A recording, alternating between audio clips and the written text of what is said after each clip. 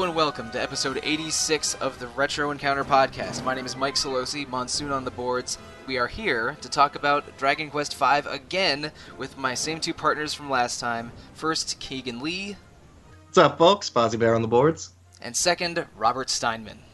I've been turned to stone and can't talk for several years. Oh man, so how are we going to know who you are on the boards? Man, I don't know. I have some vague memory of you saying about something on the boards. Oh well, it's not important. So, you were turned to stone at the end of last episode, but after a long and confusing montage of scenes at Mr. Porgia's house, right? Yeah, the seasons change, and that's supposed to be a couple of years. It's actually extremely depressing, as you are just like the equivalent of a lawn gnome, and just watching people grow up. And you see a family be destroyed right in front of you. Because demons take a little boy named Georgie off into slavery, just like you and Harry were years earlier. It's a real downer moment for Dragon Quest V, but it shows like this futility, I guess, of what you're trying to fight at the start of this game. Because as we said in the last episode, you really aren't the hero of Dragon Quest V. You're the hero's dad, and so there's not a whole lot you can really do until your protege is ready to go. Yeah, it's unusual in that in every Dragon Quest game you are the chosen one. I mean, one of them is even called Chapters of the Chosen, but in this game it's really the main character's journey is his life from childhood through to fatherhood, and through his marriage and fatherhood he begets the real hero of Dragon Quest V, and you sort of handhold your son through the final dungeon to defeat the Demon Lord. And it's Dragon Quest V is tied for my favorite Dragon Quest game along with 8, in large part because the journey of the main character is so interesting and emotional. And it's really a moment when Sancho stops by with your two kids, and they use a magic staff to de-stone you, and everything's good again. And that reminds me, what has poor Sancho been through? Oh my god. He's basically been raising your children after kind of helping to raise you quite a little bit, and watching his best friend get murdered. Like, Sancho's got the sad story. He's just a reliable dude. That's who he is. And I feel bad that I never used him in my party. Yeah, You're kidding me. No, his best friend's wife disappears, and then he raises his best friend's kid with his best friend. His best friend vanishes, presumed dead because he was killed. Then he spends 10 years looking for his best friend's son. He finally encounters him again, gets to see that kid marry and have children, and then he's gone again. He has to raise more children. Sancho is the unsung hero of this game, and but in combat he's not that great. He has a bunch of weird tricksy moves that like a merchant or a goof-off character in earlier Dragon Quest games would have, and they gave him a really annoying Spanish accent in this game. Oh yeah, that's not fun to read. It's kind of what holds me back from replaying something like Chrono Cross. Is like, no, I don't want to read broken French. Like, that is not. I love when writers are trying to create characters, but like that in Scottish. You ever tried to read like a book or something where they try to do a Scottish accent, and it's like, sweet God! They did that in the first chapter of Dragon Quest IV. Yes, they did. Yeah, it was. Ragnar McRyan, who's Ryan in Japanese and Ragnar in the old Dragon Warrior 4, so they combined both names for the DS version.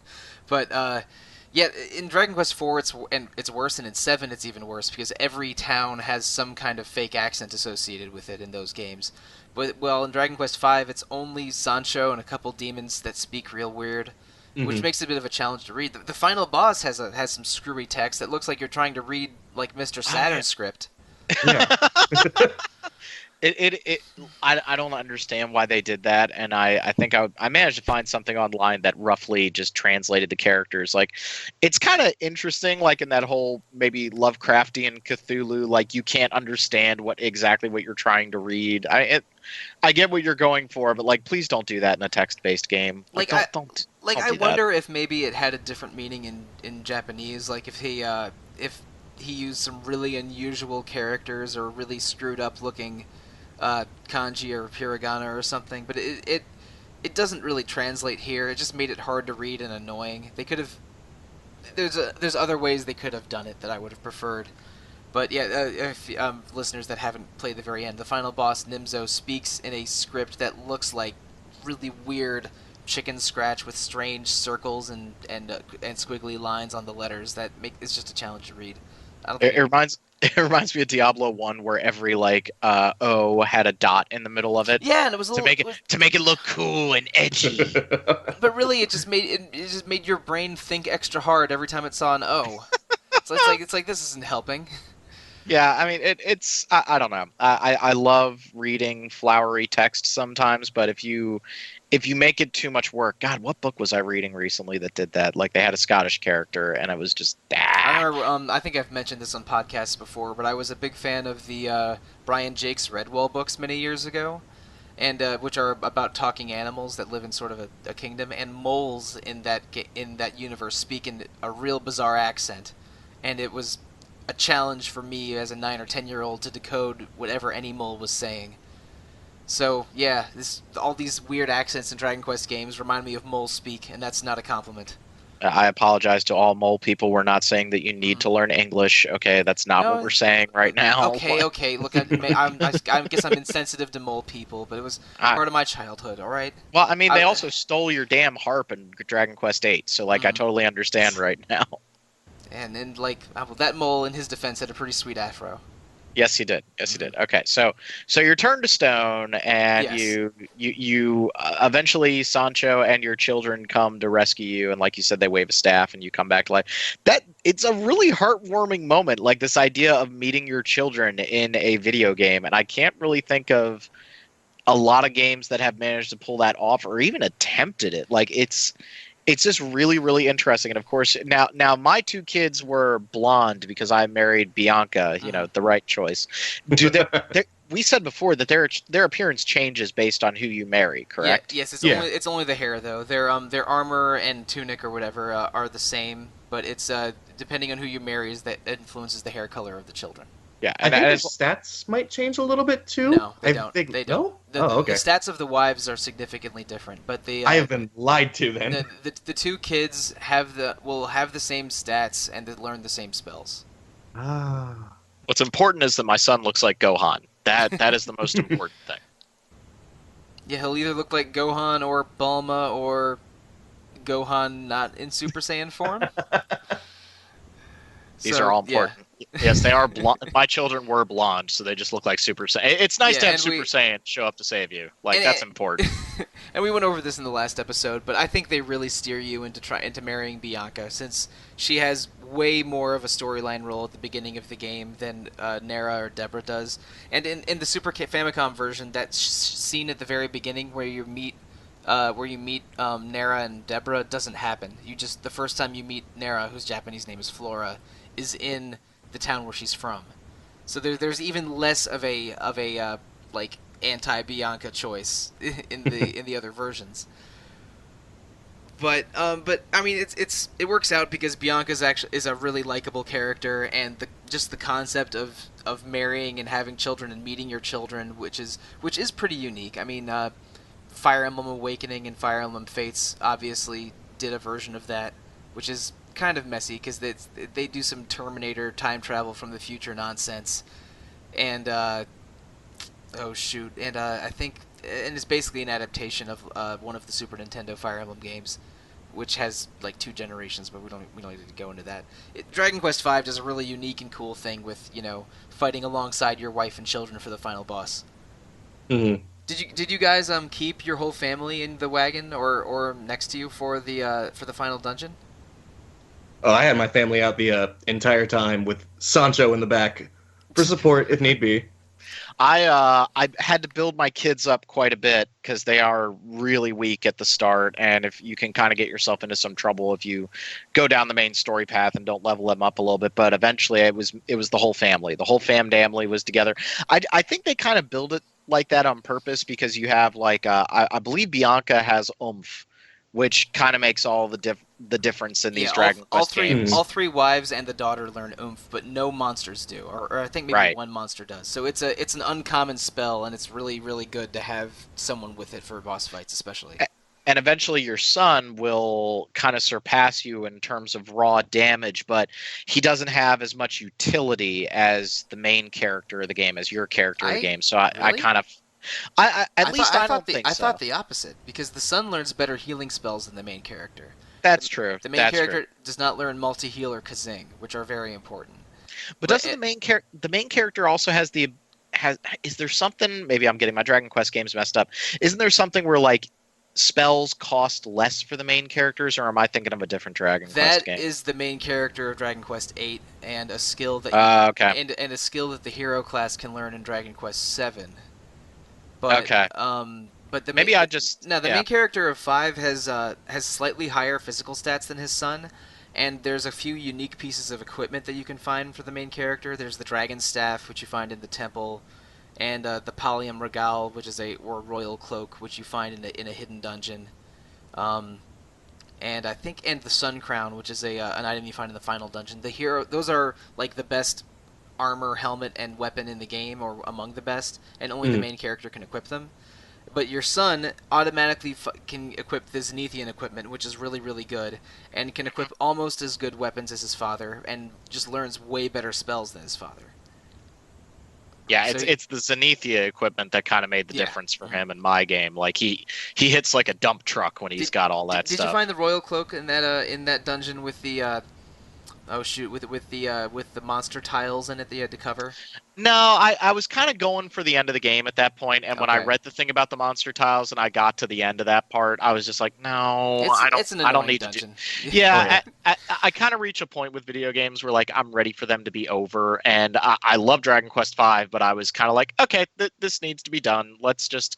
I think I can beat the last boss, and I would say compared to Dragon Quest IV, whose last boss is like, dear God, I ran out of MP on him, which is kind of like the end of any Dragon Quest fight. Mhm. The last boss of Dragon Quest V is pretty straightforward, not actually too bad. No, it wasn't bad. The final run of bosses where you fight Ladja, then the first form of Nimzo, then a transformed version of Nimzo, none of them learn even any special moves or special attacks. They're still, breathing fire and casting kaboom on you. Yeah. Where instead of anything unique or particularly dangerous, which is, I don't know, a little underwhelming. And in fact, there's not much attachment to any of the or backstory to any of the villains in this game. I feel, other than Ladja, who you see kill your father with a giant fireball, and then kill your mother with the same giant fireball years later. Yeah. Yeah, I feel like. Oh, go sorry. ahead, Keegan. No, go ahead, Keegan. I feel it would have been a little bit better if Ladja was the final boss, just for Yeah. that closure, Mhm. Like, he's practically the reason that the main characters experience all these terrible things in his life. Like, I would have loved to kill Nimzo, then, I don't know, Ladja absorbs his power, he becomes the ultimate boss. And it's also weird because with playing so many Dragon Quest games in recent succession, I mean, Dragon Quest VIII has one of the best villains in like all of video games, with like the start of Dual Magus and everywhere that goes. And I agree with you. I think Dragon Quest V, it's more the focus on the family dynamic and not so much on the villain. Whereas Dragon Quest IV puts a lot of emphasis on the backstory of the main villain and why he's such a dick. Yeah, like, Pizarro in 4 and Dual Magus in 8, and even Yep. I forget his name, but the dude in Dragon Quest 7 who is kind of this nameless demon lord in the first half of the game, and then in the second half, becomes a little more interesting and evil. But in 5, Nimzo is pretty faceless. Like there's a bunch of demons that you fight are named after chess pieces. Like 2 guys are pawns, and there's Slan the knight and Khan the rook and Nimzo the bishop. I'm sorry, Ladja the bishop and Nimzo the grandmaster and stuff. It's like there's this chess analogy that's, oh, okay, this is neat. I guess I'm fighting a bunch of chess pieces. But really, he's just a weird demon old man that turns into a big purple bloated demon, and you don't really feel his influence until you are literally crashing his castle. Yeah, yeah. but I think the family dynamic thing they do a much better job with, and if that's where their focus was, like, I understand it. Yeah, Mm-hmm. the family dynamic is amazing. We talked about it a lot in the last episode, but living with your father and then watching him die and then marrying and having children and searching for your mother, all of those things I think make for a really cool storyline that's revolving around this silent protagonist hero character, and that's what makes Dragon Quest V special among the Dragon Quest games. Were you guys using monsters at the end of the game, or were you just kind of going with the family? Keegan, I know you were saying you went with the family, but what about you, Mike, since you've replayed this game like 37,000 well, times? I already know what the good monsters are and what each of the family members can do, so I specifically sought out specific monsters. So I recruited the Slime Knight early, then I grinded a little bit to get a heal slime. Then in the middle of the game, I made sure to pick up an Orc King and a Golem. And then at the end of the game, I grinded a little bit to see if I could get a Killer Machine or a Great Dragon.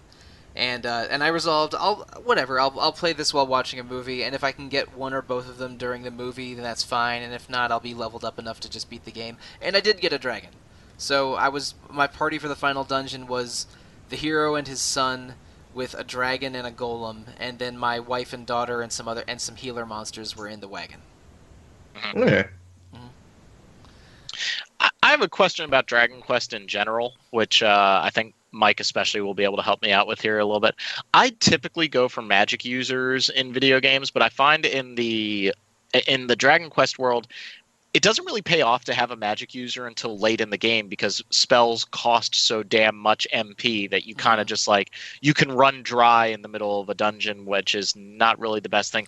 Do you find it's often better in Dragon Quest games to just hit with physical attacks all day, every day? I mean, it takes longer to kill enemies, but I feel like in the long run, it works out better for you. For the most part, playing Dragon Quest games, and Josh would make fun of me if he heard this because we have different philosophies on how to build characters. I usually do a physical build and try to keep sap and oomph spells and buff spells in my and like shielding spells among my magic users. So because really for Dragon Quest you will always have limitations with your MP, since MP restoring items are uncommon and sometimes really rare, and magic can be useful and powerful, but is only worth using in a dungeon if you know that you'll be able to go back and restore it. And if you're uncertain and the dungeon's particularly long, you're going to need all of that magic for healing. And I, in general, make sure to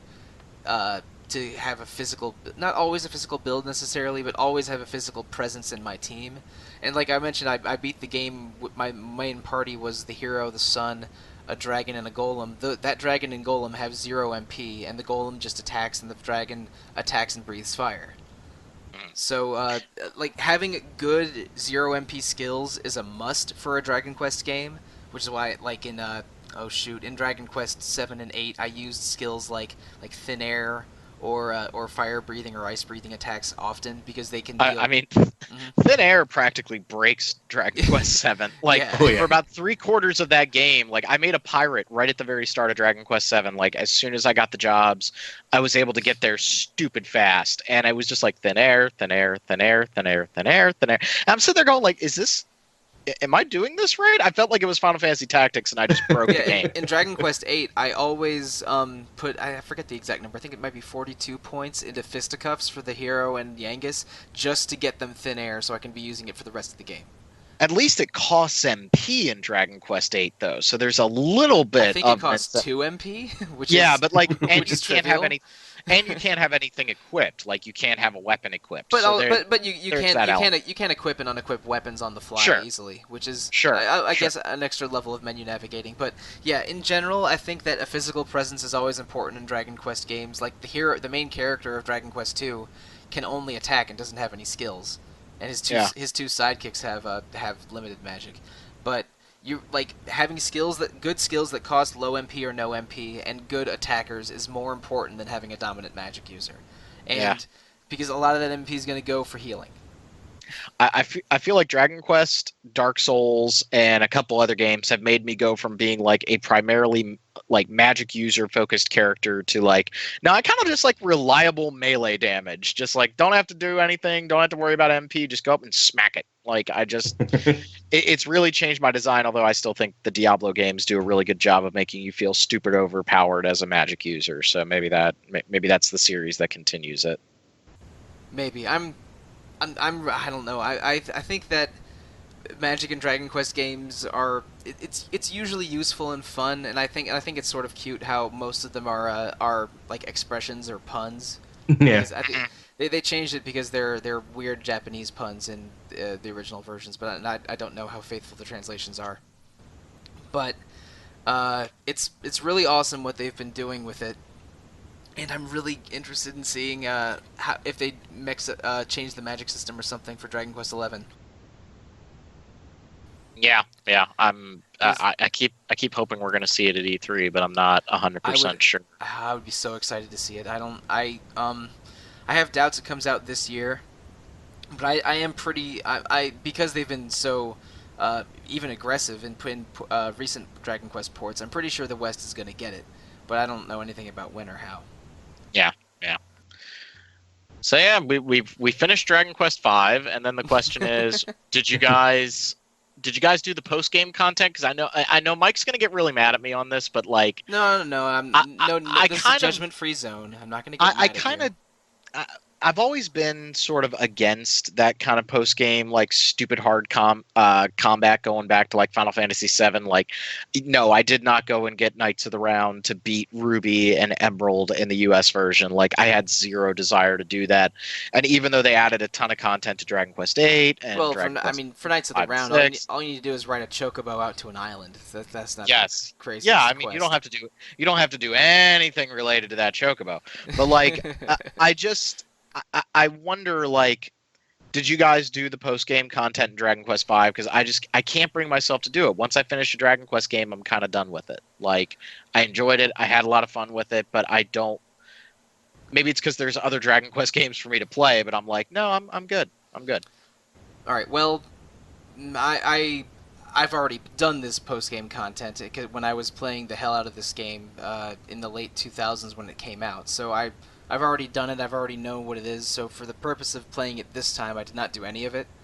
Um, the reviews are good. I mean, you get more strong weapons. You get two crazy monsters that are that are mini versions of bosses of Dragon Quest bosses, and and the monsters kind of suck too. They're at level 1. They gain levels twice as slow as any other monster in the game, and their stats reach near max once you get them to level 90 plus. But so they're just wasted space in your wagon unless you really like seeing high stats on characters. So I don't necessarily recommend. Oh, and there's also another TNT board in the post game dungeon. Mhm. But I don't think the post game stuff is that impressive in 5. Strongly recommend people do the post game in Dragon Quest 8 because it lets you change the ending and it's really cool and satisfying. But in 7, like one of the post game dungeons is cool, the other one isn't. In the DS version of Dragon Quest 4, the post game's really cool because it gives you a new character and changes the ending a little bit too. So like sometimes the post game in Dragon Quest is satisfying, but most of the time it's not important, and it's maybe particularly weak in 5. But I mean, I'm used to doing post game stuff. I mean, I've put hundreds of hours into Disgaea games, so of course I'm used to playing robust post games. But I don't think it's necessarily crucial to do Dragon Quest Fives.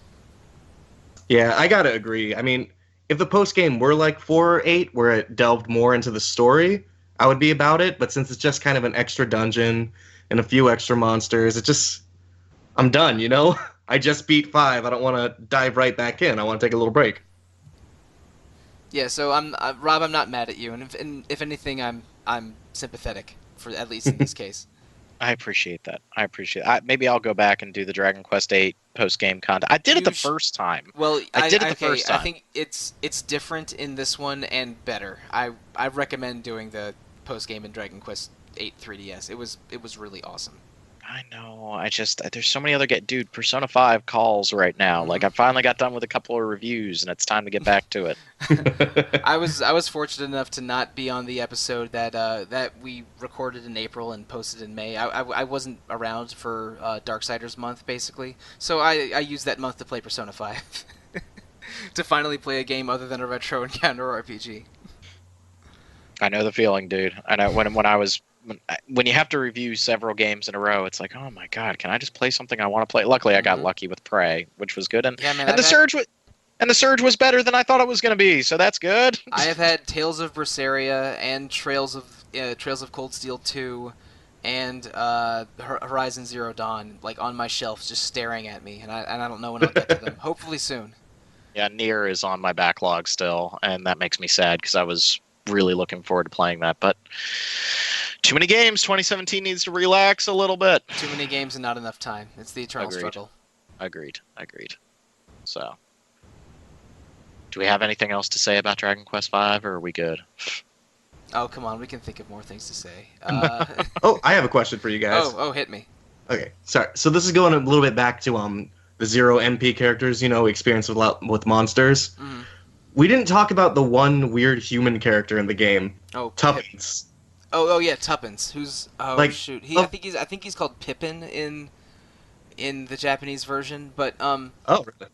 yeah, I don't think he learns any skills. He's basically just a soldier character that he can equip good armor is his great skill. So you can throw Metal King equipment on him if you want. But and that can be a problem because I'm not sure what shields the wife can equip. Okay, so I know for a fact for Bianca, the highest shield she can get is the scale shield, which is like the third shield in the game. Yeah, or something. exactly. Yeah, that's terrible. It's barely better than a pot lid. Yeah, nothing else. That's as high as she gets shield wise. So and some monsters like your saber cat or dragons can't equip shields.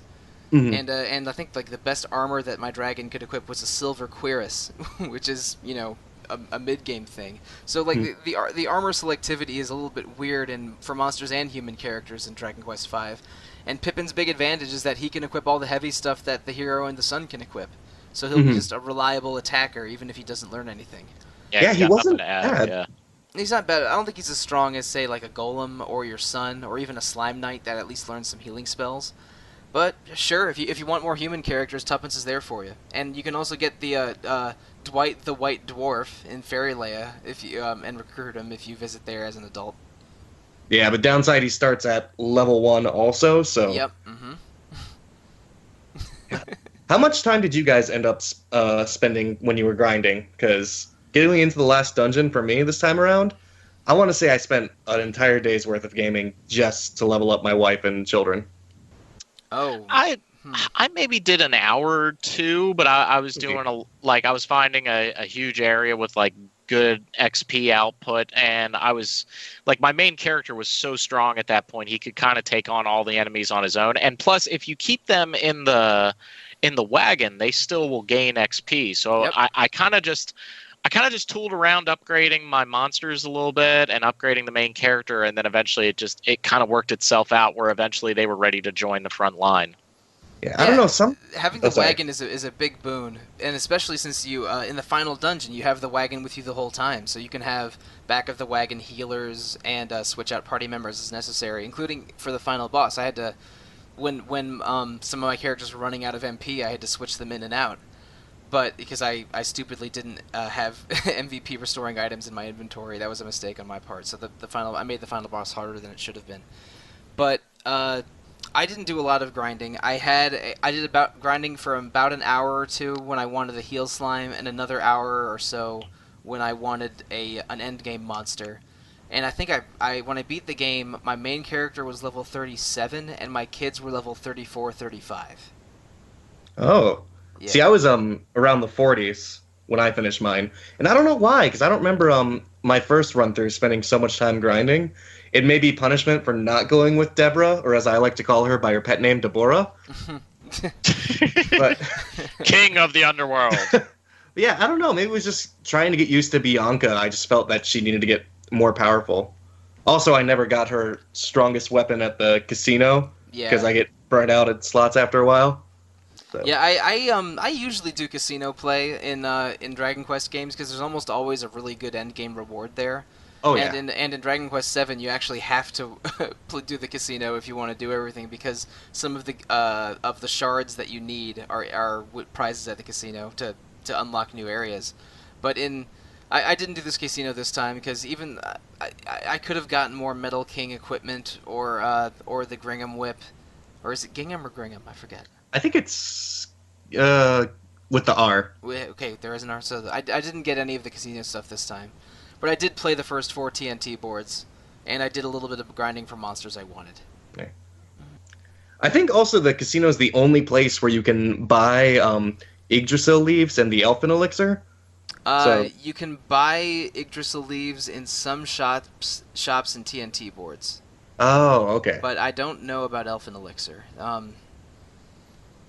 I Yeah, it's really important to have a character with Kazing is the moral of the story here. Mm. Because like life restoring items are even harder to find than MP restoring items. Yep. And I And think then the only the only character I had with Kazing was the sun, which was a problem. Yeah, Yeah. same here.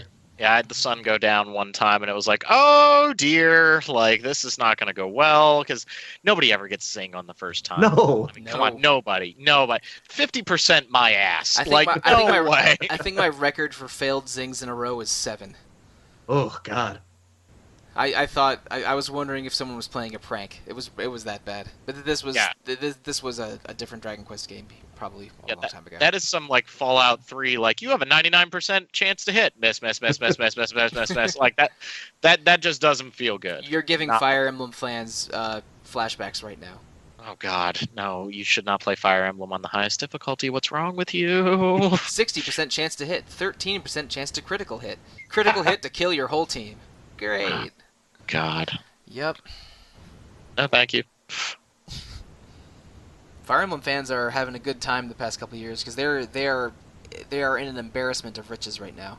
Oh my goodness. Yes. There's going to be 3 consecutive years with big budget Fire Emblem games, and the series is more popular than it's ever been. So, hey, maybe Dragon Quest will get that kind of shine too with 11 on the horizon. Oh, fingers crossed. I really hope we get the I'm- rumored Switch version. I don't even know if it's confirmed anymore. I haven't seen any info about it. It is confirmed that there is going to be a Switch version that comes at a later date than the PS4 and 3DS versions. But other than that, we don't know a lot. Hmm. But yeah, I mean, if we get any version of 11, like I'll buy it day one. I'm so excited for it. Mhm. Whether it's 3DS or PS4, I just want more. Yeah, and I'm a huge Dragon Quest fan, so I'm real excited that it looks like we're getting more of those. But I mean, you both have played multiple Dragon Quest games. Starting with you, Rob. How do you think 5 rates compared to others, or how do you think it fits along with the others in the series? It's probably my second favorite, behind Dragon Quest VIII, which I know is like Mike and I will be singing that and talking about it for the rest of our lives. But I really like Dragon Quest V. I feel like it does exactly what I want out of the series, which is to give me a good, meaty RPG in a decent amount of time. Like, it is not a 70-hour romp the way Dragon Quest VII was. And I also think that it's doing some narrative things that are really speaking to me at an older age than I think a lot of games at the time were trying to do. We talked on the last episode about how there's the datification of video games with like The Last of Us and the new God of War, and like as these game developers are getting older, they're becoming fathers and sometimes grandfathers in these cases, and grandmothers and mothers for that matter. And so that's kind of adding an element to video games that I think is really, really neat. And I think Dragon Quest V was way ahead of it in that regard. And this also doesn't have the stigma that Dragon Quest games have of being incredibly grindy, incredibly long. I think Dragon Quest VII kind of gave the whole series what it's known for, even though with these DS remakes, they moved away from that stuff. They moved away from massively wasting your time, and I think that that's a positive thing. Yeah, no, you're absolutely right. The 3 DS versions of 4, 5, and 6 are a little more streamlined and have more modern, accoutrement, and are a little bit and less of a grind than their NES and Super NES original versions. And Dragon Quest V was, I think I maybe mentioned this last episode, but it's brisker than I remember it being. Because Yes. I thought of it as this big long RPG, but that's probably because I grinded the hell out of it with the first time I played it. And this time I think my playtime was under 25 hours. It was in the 20 to 25 range, maybe closer to Yeah, 20. I was about the same. So yeah, we'll call it like a 22-hour game or something, and that's sizable without being overwhelming like Dragon Quest VII, because Dragon Quest VII is a good Dragon Quest, but it's also the most Dragon Quest. Yep. It took me a good 65, 70 hours to beat the 3DS version, and that's a quicker moving version than the PS1 original. So I think 5 is it's because it's about fatherhood and and family, and not just about saving the world. It makes it feel unique among Dragon Quest games and Japanese RPGs in general, especially since it's a 1992 game exploring these themes.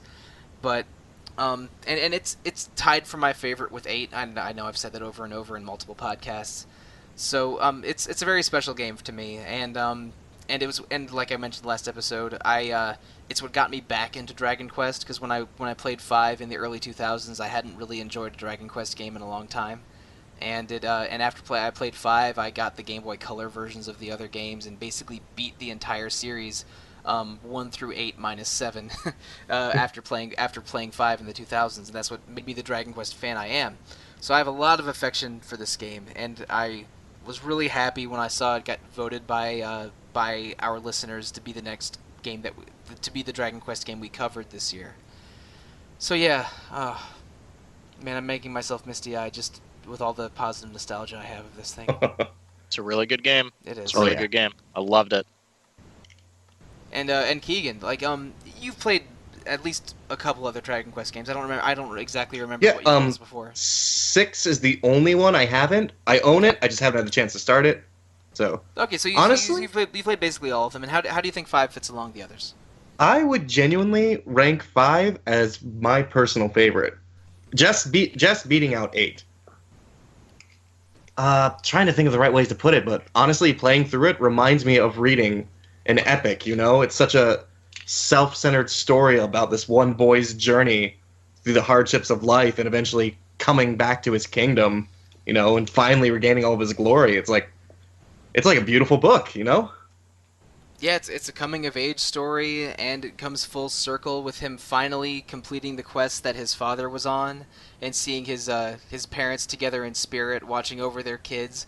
And it ends. The very last scene of the game is you do the Dragon Quest thing where you take a tour of a bunch of the sites that you visited through the game, and then it ends with everybody waltzing in the kingdom of Gotha with your kids watching everybody. And it's like it's like after all this time with you and your wife and all this thing, you finally get to have a dance with her.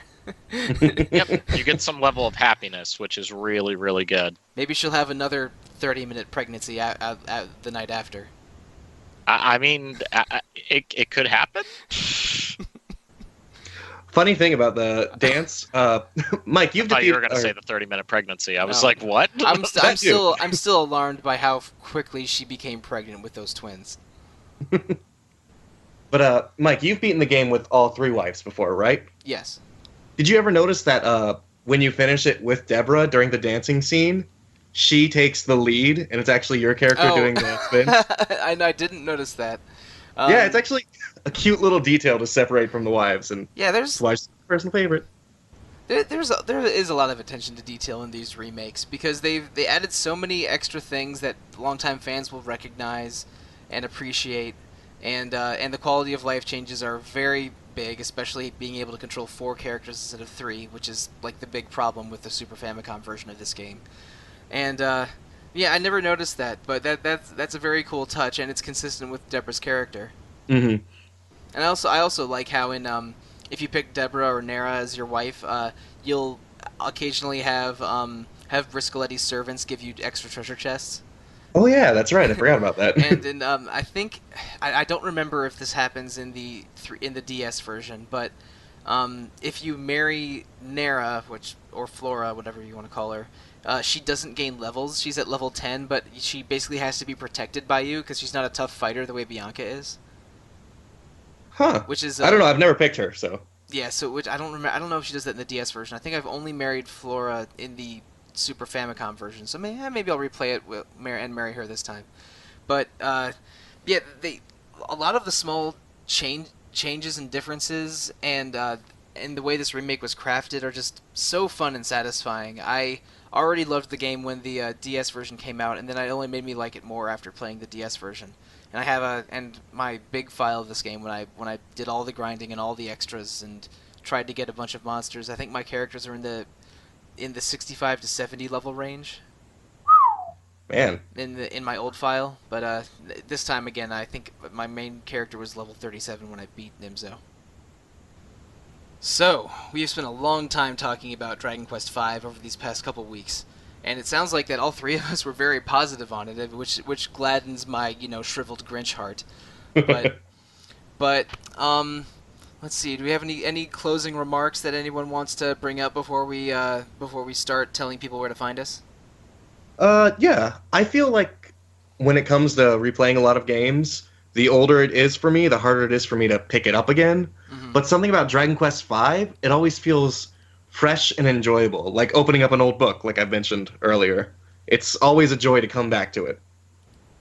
Okay. Oh, and I thought of something. Keegan, Yeah. let's say you had a friend who enjoys video games, enjoys RPGs, has never played a Dragon Quest game before. Do you think this is a good first Dragon Quest for someone? Oh, without a doubt. Okay. 100%. Either this or I'd say 8 is another good one if the 2D graphics are a little too retro for them, but that would be a problem for another thing. But yeah, 5 or 8, I feel like without a doubt are the best starting points for somebody coming into the Dragon Quest series. I would also suggest 4 as a good starting point because it really gives you a feel for what Dragon Quest worlds are like, and each character is basically an old Dragon Quest 3 class, but Yeah. the story is character driven and fun to follow. So yeah, I think 4 and 5 are really good starting points.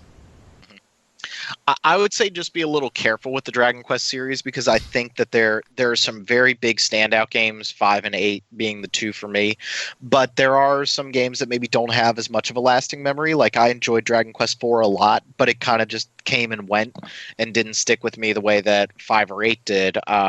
Dragon Quest 7, as we've said a couple minutes ago, is the most Dragon Quest, but it also doesn't really stand out for that very reason. So I think that even if you don't consider yourself a huge fan of the series, or if you've been put off by other Dragon Quest games that are maybe a little too grindy for you, I think 5 and 8 are the ones where they really break that mold. And I think you can recommend them to everybody, not just fans of Dragon Quest.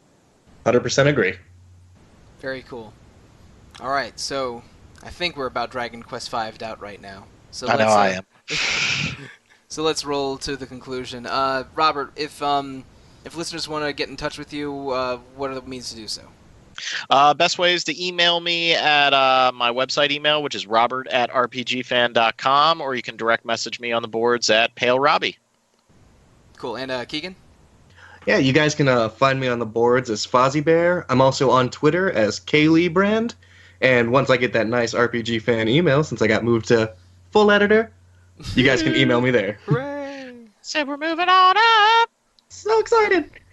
To a deluxe apartment. Oh, whoa. Sky. I think we're jumping around the Jeffersons theme song. Yeah, we're doing too much. You'll get it. I haven't watched Nick at Night in a long time, guys. We're going to be fine. All right. Well, and listeners, if you want to reach me, you can find me on the boards as Monsoon, on Twitter as @TheRealMonsoon, or my RPG fan email whoops, so the @ comes later in emails. You can email me via Sollosi at rpgfan.com, which is my last name. And if you want to email the podcast in general, the best way to do so is retro@rpgfan.com. You can check out RPG Fan's forums on the rpgfan.com main website, on Twitter as rpgfancom, or on Facebook at rpgfan.com. And listeners, if you want to leave a review for us on iTunes or Stitcher or a similar podcast service, please do so. It helps us reach out to more listeners, and we love that, and we love hearing from you. So I think that about does it. Next month we are playing Earthbound, which the classic Super Nintendo RPG. I'm very excited. I have not played that game in at least a decade, so I'll be looking at it with a fairly fresh set of eyes. And also coming in July, we're doing a special Danganronpa 2 episode to follow up the Danganronpa episodes we did last year. Oh God. Yeah. Maybe it's a good thing I didn't know that was going to happen. Okay. Yeah, we recorded Danganronpa 1 episodes last year, and we liked it playing it so much that we pledged to do a follow up when we had all finished the sequel, and that time has finally come, and we're gonna be talking about it in a couple weeks. I don't know exactly when. The schedule hasn't been 100% nailed down yet. So that's about all. Thank you, listeners. Good night and good luck. Adios.